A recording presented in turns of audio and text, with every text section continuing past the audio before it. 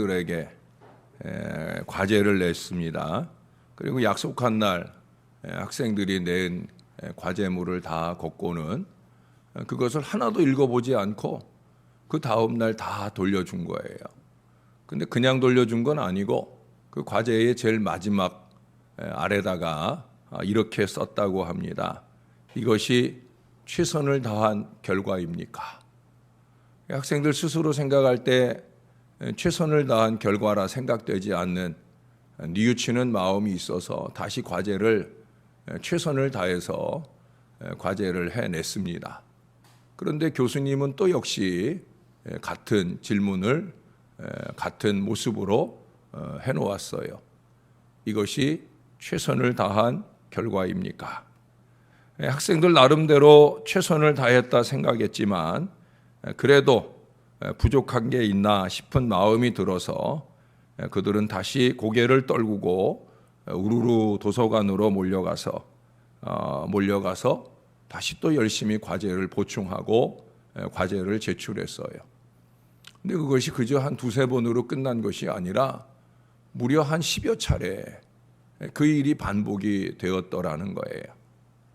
그리고 다시 교수가 학생들에게 이것이 최선을 다한 결과입니까? 라고 물었을 때 마침내 학생들은 예, 교수님, 우리가 최선을 다한 결과입니다. 라고 대답을 하게 됩니다. 그제서야 교수님은 학생들을 바라보고 아주 환한 미소를 지으며 좋습니다. 그러면 이제 내가 꼭 읽어보겠습니다. 하고는 그 과제를 세밀하게 잘 읽고 평가를 해 주었다 하는 그런 얘기입니다. 오늘 본문에 보시면 이와 같은 최선의 태도를 여기 29절에서 뭐라고 말씀하냐면 자기의 일에 능숙한 사람이라고 표현을 해주고 있어요. 이 능숙한이라는 단어를 전에 개역 한글에서는 근실한이라는 말로 표현을 했어요. 능숙하다라고 하는 것까지 가려고 하면 근실해야 되는 거죠. 근면하게 성실하게 자기의 최선을 다하게 될 때 그럴 때 그 일에 능숙하게까지 되어지는 거예요. 어제도 죄송하게 제가 설교 전하는 얘기를 했지만 제가 근실하게 그 일에 최선을 다하기에 어쩌면 저는 설교 부탁받는 걸 두려워하지 않고 어떤 본문을 저에게 안겨줘도 그 본문으로 설교 준비하는 게 하나도 어렵지 않고 그것을 여러분들에게 말하고 전하는데 전혀 어렵지 않은 그런 단계에 이르렀을 수도 있습니다. 물론 그래도 여전히 부족하다 하는 마음을 늘 갖고 있지만 그래도 여기까지면 저의 능숙함 그것을 이뤄내는데 최선을 다해오는 여정을 지나왔다라고 감히 고백을 할 수 있어요. 우리가 지난 주일에도 골로새서 3장 22절 이하의 말씀 봤는데 그 22절 마지막에 그런 얘기를 하잖아요. 주를 두려워하여 성실히 행하라고. 우리는 그런 사람들이어야 되는 거예요. 항상 하나님을 두려워하는 마음을 근거로 최선을 다해야 되는 거예요. 여기에서 자기 일이라고 하는 것은 그저 돈벌이를 말하는 것만 아니에요. 교회의 신앙적인 일만을 말하는 것도 아닙니다. 학생들에게 있어서는 공부나 연구가 될 것이고요. 군인에게 있어서는 나라를 지키기 위한 훈련과 임무가 될 것입니다. 정치가들에게 있어서는 국민들을 위하는 일에 자기나 자기네 당들의 이익을 위해서가 아니라 국민들을 위해서 근실히 행하는 것이 바로 그것이 될 것입니다. 부족한 목사에게는 설교나 목회가 될 것이고 여러분들 모든 신앙인들에게는 예배라든지 선교라든지 봉사 등에서 우리가 각각 그 믿음의 분량을 따라 감당해야 될 그 모든 일들, 바로 그런 일들을 말하는 거예요. 또한 교회에서만 아니라 가정과 직장 등에서도 내가 꼭 해야만 하는 그런 역할이 있잖아요. 이러한 모든 역할에 최선을 다하는 사람, 그런 사람이 능숙한 사람이고요. 그 다음에 뭐라고 그럽니까? 왕 앞에 설 수 있는 영광, 장차 만왕의 왕 되시는 하나님 앞에 서게 되는 영광까지도 누리게 될 사람인 거예요. 제가 좀 전에 전제했잖아요. 하나님을 두려워하며 일해야 된다고. 뭐 일만 많이 한다고 그게 근실하고 능숙한 게 아니에요. 우리는 항상 만왕의 왕 되신 하나님 앞에 설 것을 생각해야 돼요. 자기는 잘한다고 했는데 하나님이 너 왜 그 모양이었냐? 너 왜 선 넘어갔냐? 금발 보면 죽는 거다. 주님이 말씀하심을 깨닫지 못하고 지멋대로 지 열심으로 함부로 행하는 것은 하나님 앞에 떳떳하게 설 모습이 될 수 없을 수도 있다는 사실을 잊지 말아야 되는 거예요. 여러분, 오늘 본문은 특별히 그 자기 일, 자기 역할 가운데 관계적 역할에 대해서 주로 말씀을 하고 있어요. 먼저 22절, 23절에서는 약한 자, 공고한 자에 대한 우리의 태도가 탈취나 압제가 되어서는 안 된다라는 말씀을 하고 있어요. 여러분, 잊지 마셔요. 예수 믿는 우리는 그저 약한 이들을 괴롭게 하지 않는 정도가 아니라 더 적극적으로 그들을 섬기고 돌봐야 합니다. 23절 말씀대로 하나님께서는 그들의 억울함을 풀어주실 뿐 아니라 그들이 어려울 때 누가 그들을 섬기고 돌봤는지를 다 보고 계신다는 거예요. 제가 그래서 그 말을 자주 하는 거예요. 하나님이 다 보고 계십니다. 하나님이 다 듣고 계십니다.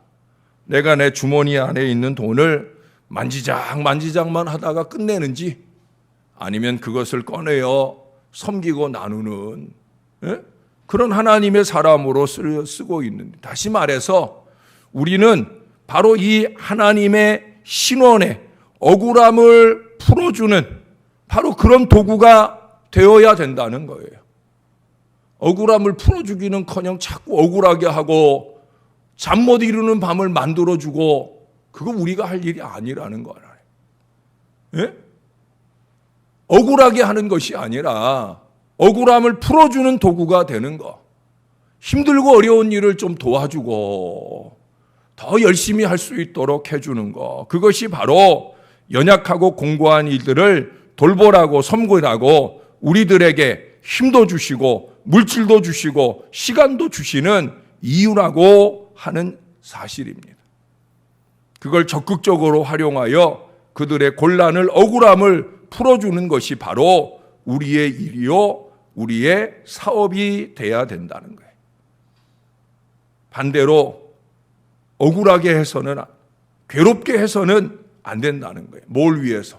자기 일, 자기 만족, 자기 행복을 위해서 남을 억울하게 하고 남을 괴롭게 하고 남을 잠 못 자게 하고 그런 인생이 되면, 그런 신앙이 되면 그건 아무짝에도 쓸모없는 거예요. 자기는 뭐 잘한다고 난리지만 하나님 보실 때는 한심하게 이를 데 없는 거예요. 여러분, 혹시 전에 우리나라에서 절찬리에 상영됐던 태극기 휘날리며라는 영화를 여러분 보셨습니까? 6.25 전쟁 당시에 형제가 함께 전쟁터에 나가게 되었어요. 마침 같은 부대에 있게 되었어요. 형은 이 동생을 향한 사랑, 또 홀어머니, 자기들을 위해 고생하는 그 홀어머니에 대한 사랑. 그래서 이 형의 사명은, 자기 일은 어떻게 하든지 이 동생을 살려서 어머니에게 돌려보내드려야 된다.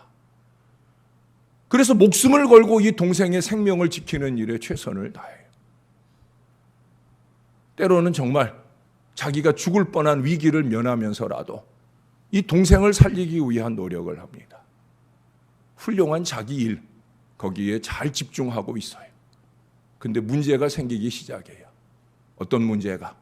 동생을 살려야 되는 그 자기 일에 집중하다 보니까 다른 사람의 생명이나 다른 사람들의 생명이나 형편, 고통, 이런 것들을 함부로 하게 되기까지 하게 되는 게 문제라는 거예요. 그저 자기 눈에는 그 동생만 보이는 거예요.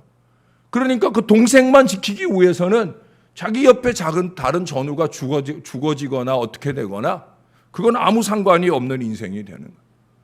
그 동생조차도 이해할 수 없게 되어지는 바로 그런 모습으로 변하고 말게 되어집니다. 나중엔 그냥 미쳐버리잖아요. 자기 일을 근실히 능숙하게 잘하는 것도 중요합니다만은 주변도 좀 볼 수 있어야 되죠.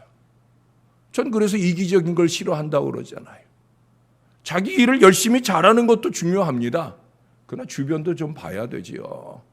자기 주머니를 넉넉히 채우는 것도 중요합니다. 그러나 주변의 어려운 이들도 볼 수 있어야 되지요. 그런 넉넉한 마음들이 바로 믿음이고요. 하나님이 저나 여러분들에게 능숙하기를 원하는 신앙의 태도는 바로 그런 태도예요. 자, 그 다음 24절에서 말씀하는 관계적 주제는 뭡니까? 악한 사람들과 어울리지 말 것을 말해요. 억울한 자, 힘겨운 자들은 가까이 가서 열심히 돌보라는 거예요. 그러나 악한 자들하고는 어울리지 말아라. 노를 품는 자라고 표현했어요. 울분한 자라고 표현했어요. 그들과의 동행은 결국 그들을 본받게 된다는 거예요. 여러분 주변에 보세요. 불평 많이 하고 원망 많이 하는 사람들은 다 어울려 지내요. 왜? 서로를 훈련시켜주고 있어요. 열심히 불평하고 열심히 원망하면서 서로를 자극하고 서로를 훈련해주고 서로를 본받으면서 똑같이 그렇게 동가홍상이 되어가고 있는 거예요. 묵을 가까이 하면 검은 물이 드는 거예요. 그래서 까마귀 노는 곳에 백로야 가지 마라 하는 시조를 읊기도 하는 거예요. 근데 거기서 끝나면 다행인데 뭐라고 얘기해요? 우리 영혼을 올무에 빠지게 할 수 있다라고 얘기를 해요. 그 올무 중에 으뜸이 무엇인지 아십니까? 그 다음 26절에서 금하시잖아요. 뭘 금하셔요? 사람과 더불어 손잡지 말아라. 그 사람에게 집착하고 그 사람만 의지하게 되어진다는 거예요. 그것이 다 잃는 길이다 라고 하나님께서 경고하셔요. 여러분 그 앞에 우리 어제 봤잖아요. 19절 전반부에 뭐라고 그랬어요? 내가 네게 여호와를 의뢰하게 하려 하여. 목사는 여러분들에게 하나님 의뢰하게 하려고 많이 애를 쓰는데 제가 지난주일 설교 말미에도 그랬잖아요. 예? 이기적이 되게 하고 악독하게 되게 하는 그 사람과 가까이 하지 말라. 그 사람을 의지하지 말라고. 뭘 의지하라고 그랬어요? 하나님. 오직 하나님만 좀 의지해라. 저는 여러분들에게 하나님만 의뢰함을 열심히 말씀하는데 그 말씀 닫고 맹구처럼 잊어버리고 예 알겠습니다 하고는 자꾸 사람에게 매달리고 사람에게 집착하고 사람과 어울려서 어리석게 행하는 그런 인생이 되지 말라는 거예요. 제가 전에도 어떤 분과 상담을 하는데 아내 때문에 교회를 옮겨야 되겠다는 거예요. 내가 볼 땐 그 아내가 그런 분이 아닌데, 그 아내 되시는 집사님이 그럴 분이 아닌데 이 아내 때문에 교회를 옮겨야 될 이분이 목사에 대해 불평이나 원망을 갖거나 교회에 대해서 원망을 갖거나 이런 분이 아니에요. 항상 생글생글 웃으며 교회 일도 열심히 해주고 목사도 잘 동역하고 왜 이분 때문에 왜 교회를 옮겨야 되나. 너무 이상한 마음이 들어서 그래서 그 아내를 찾아갔어요. 찾아가서 얘기를 해보니까 근본 문제는 아내에게 있는 게 아니라 본인에게 있는 거였더라고요. 왜? 이 사람이 그저 교회 중심으로 믿음 생활만 열심히 하면 좋겠는데 이 남자 집사님이 좀 성격이 좋은 편이에요. 그러다 보니까 사람과 어울리는 걸 좋아하게 되고 그 사람과 어울리다 보니까 가족을 등한히 하게 되고 때때로는 교회를 등한히 하게 되기도 하고 또 교회를 오는 것도 하나님 잘 믿고 목사님 말씀 잘 듣고 신앙하는 게 아니라 사람과 어울리면서 쓸데없는 일을 하는데 너무 시간을 낭비하고 있더라는 거예요. 그러느라고 가족과의 관계나 시간을 제대로 잘 갖지 않고 그러니까 아내가 잔소리를 하겠죠. 당신 왜 그 모양이냐고. 한 목사님 말씀대로 좀 하지 그러느냐고. 그게 싫은 거예요. 아내 되는 집사가 목사님 말씀대로 목사님 이래 말씀하셨는데 목사님 말씀대로 좀 하지 왜 그러느냐. 그게 싫은 거예요. 그게 아내 때문이라는 이유입니다. 얼마나 어이가 없어요. 근데 그 어이 없는 게 우리 남자들이에요. 예? 참 무지몽매하고 그저 하나 보이면 그걸로만 가려는 이 어리석은 남자들이에요. 신앙을 순전하게 말씀 중심, 그보다 더 하나님 중심, 이 신앙을 가지고 올바로 신앙할 수 있어야 되는 거지요. 사랑하는 여러분, 자기 일에 능숙한 사람, 저나 여러분들의 최선의 일은 뭡니까? 우리의 일이나 관계에 있어서 가장 중요한 최선은 뭐라고 생각하십니까? 그건 다름없어요. 바로 이분, 우리 하나님과의 관계를 잘 맺는 거예요. 우리의 관계의 우선은 사람이 아니에요. 너무 친한 사람을 두지 마셔요. 하나님과 친해지셔요. 억울한 일, 답답한 일 있으면 하나님께 말씀드리고 하나님만 의지하고 하나님 바라보면서 하나님처럼 생각하면서 여러분 그렇게 신앙하는 게 하나님 우선 신앙의 삶이 바로 우리들의 일인 거예요. 우리는 그것에 능숙해져야 됩니다. 여러분 그것에 한번 능숙해져 보셔요. 하나님이 칭찬하시고 하나님이 상급 주셔요. 우리가 드리고 매달리는 기도와 간구, 여러분 그건 아무것도 아닌 더 풍성한 응답과 역사가 분명히 나타난다니까요. 우리는 그 은혜를 누려야 돼요. 저는 여러분들을 그 은혜를 누리게 하라고 보내심을 받은 하나님의 사람이에요. 19절 말씀처럼 여호와를 온전히 의지하고 살게 하시는 신앙, 저는 여러분들에게 그것을 잘 가르치라고 보냄받은 목사요. 그것을 늘 강조해 드립니다. 여러분, 여러분의 아내나 남편들에게 말씀하셔요. 목사님 말씀대로 하나님만 좀 의지하면서 하나님 보시기에 좋은 바로 그런 자리, 그런 역할 우리가 능숙해져 보자고. 그런 믿음의 마음으로 저와 여러분들이 행할 때 하나님께서 저나 여러분들에게 또 우리가 섬기는 이 교회에도 큰 유익을 더할 것이고 하나님께서 영광을 받으실 줄로 믿습니다. 이 귀한 은혜가 우리 가운데 넘치게 되기를 우리 주님, 우리가 의지할 우리 구주 하나님의 이름으로 간절히 축원합니다. 아버지 감사합니다. 오늘도 주의 말씀을 듣나이다. 우리가 우리의 일들을 능숙하게 하는 근실한 신앙의 사람들이 되기를 소원합니다. 항상 잊지 말게 도와주옵소서. 하나님이 보고 계신다. 하나님을 두려워하는 이 마음으로 우리의 일과 역할에 근실히 행하여 하나님의 칭찬받는 우리 주의 백성들이 되게 하여 주옵소서. 자기 일이나 자기 만족에게 집착하느라고 주변을 볼 줄 모르는 어리석은 인생이 되지 않도록 주변에 억울한 사람, 답답한 사람, 힘든 사람, 이런 사람 만드는 인생이 아니라 그런 일들을 돌아보고 그런 이들을 섬기기 위하여 기꺼이 내 마음도 드리고 시간도 드리고 물질도 드릴 줄 아는 건강한 백성들이 될 수 있도록 은혜를 베풀어 주옵소서. 하나님, 우리가 사람을 의지하는 어리석은 신앙을 던져버리게 도와주옵소서. 그건 신앙 아닙니다. 그건 교회 생활도 아닙니다. 건강한 교회 생활은 하나님만 의지하는 것입니다. 특별히 노하는 자, 분내는 자, 무엇보다 불평과 원망하는 자들과 어울려 다니며 그렇게 사단의 앞잡이 노릇하는 인생 살지 말게 도와주시고 하나님이 원하고 바라는 바로 그 일을 위하여 마음과 정성을 기울여 행하는 신실한 주의 백성 다 되도록 은혜를 베풀어 주옵소서. 하나님이 보실 때 최선을 다하는 신앙의 삶을 살고 있다라고 인정하시며 칭찬하시며 만대로 복을 주실 만한 그 근실한 믿음으로 행하는 저와 이 모든 자녀들 되게 축복해 주옵소서. 오늘 하루도 주님이 이 무더위 가운데 우리를 건강으로 지켜주시길 소원합니다. 감사합니다. 예수님의 이름으로 기도합니다. 아멘.